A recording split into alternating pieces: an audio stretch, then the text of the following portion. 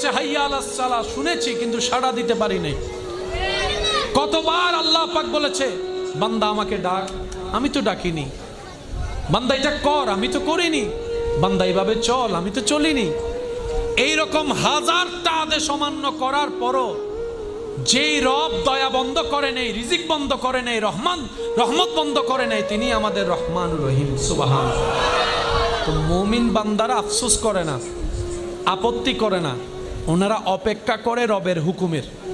ওই রবের হুকুম আসা পর্যন্ত অপেক্ষা করার মাঝখানে যে রাস্তা, এটার নামেই সবর, এটার নামেই ধৈর্য। বলেন না সুবহানাল্লাহ। ওনারা সবরের রাস্তা দিয়ে যায়, শুকরের মাধ্যমে নিয়ামত নিয়ে আসে। সেজন্য আল্লাহ তাআলার প্রিয় বান্দা যারা হয়েছেন, হবেন, সবাইকে কষ্টের ভিতরে যেতে হয়।